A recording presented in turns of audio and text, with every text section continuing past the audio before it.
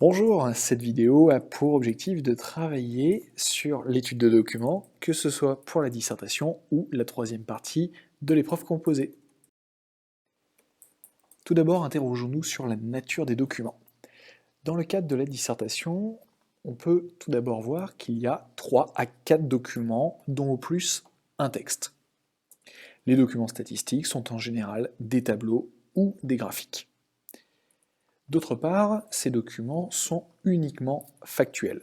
Ils n'apportent donc aucune référence théorique au candidat, il doit donc les mobiliser par lui-même. Enfin, lorsqu'il y a un document statistique, il y a au maximum 120 données chiffrées, et lorsqu'il s'agit d'un texte, 2500 signes. Voyons maintenant ce qui se passe dans le cadre d'une EC3. En règle générale, il y a moins de documents que dans le cadre de la dissertation. Il y a 2 ou 3 documents de nature différente. Précisons que si le sujet comporte 3 documents, 2 textes sont possibles. Les documents sont la plupart du temps factuels, mais ils peuvent également être interprétatifs. Enfin, comme dans le cadre de la dissertation, il y a au maximum 120 données chiffrées dans un document statistique et 2500 signes pour un texte. Comme il y a plus de documents dans la dissertation que dans le C3, le temps consacré à l'étude de documents sera supérieur pour la dissertation par rapport à le C3. Nous vous conseillons en général de passer 45 minutes pour la dissertation et une trentaine de minutes pour le C3. Maintenant, posons-nous la question de savoir pourquoi il faut approfondir cette étude de documents. Premier argument, l'absence d'étude de documents peut être sanctionnée. Par exemple, en EC3, le candidat a l'obligation d'utiliser au moins un document, même si c'est partiellement. En dissertation, l'absence d'étude des documents est sanctionnée lorsqu'elle est la cause d'une insuffisance de l'analyse. D'autre part, les documents permettent de trouver les arguments principaux pour répondre au sujet. Ensuite, les documents sont également une manière d'illustrer les connaissances, que ce soit des notions ou les mécanismes. Enfin, les documents permettent de mettre en évidence la maîtrise des outils statistiques chez le candidat. S'il s'agit par exemple d'un pourcentage de proportion, on pourra voir que l'élève est capable d'interpréter ce pourcentage de proportion.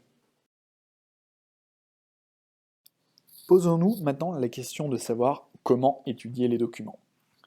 Tout d'abord, nous vous proposons de reproduire le tableau qui apparaît sous vos yeux pour réaliser cette étude. Dans un premier temps, l'élève doit dégager les idées et données chiffrées principales du document. Il y a toujours une ou plusieurs idées ou données principales par document, car tous les documents sont choisis délibérément par les concepteurs du sujet pour faciliter son traitement. Si vous n'arrivez pas à trouver ces idées, c'est que vous avez sans doute des difficultés à comprendre le lien entre le document et le sujet. D'autre part, ces idées doivent vous permettre de trouver les arguments pour répondre au sujet. Essayez d'expliciter ces arguments dans le tableau pour gagner du temps lorsque vous rédigerez votre plan détaillé. Enfin, vos arguments doivent faire l'objet d'une illustration que vous pouvez trouver soit dans le dossier documentaire, à partir de la colonne idées et données chiffrées principales, ou de vos connaissances.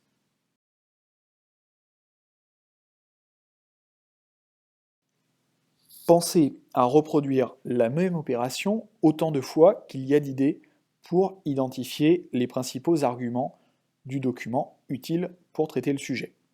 Par exemple, donc, dans le document 1, il peut y avoir une idée numéro 2 qui permet de trouver un argument numéro 2 et une illustration de cet argument numéro 2.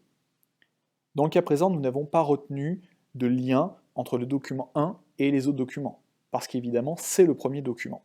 Mais dans les documents suivants, vous pouvez très bien faire des liens avec les documents antérieurs. Pensez bien, par ailleurs, à hiérarchiser les arguments. Certains sont plus utiles que d'autres dans le document, et tous ne sont pas utiles.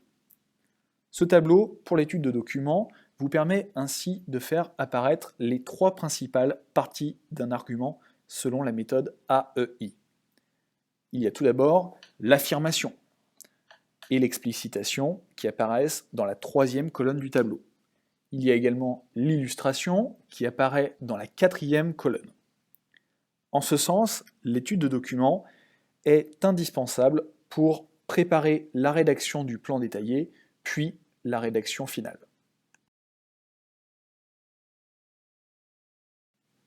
Désormais, vous savez tout sur l'étude de document, c'est à vous de jouer.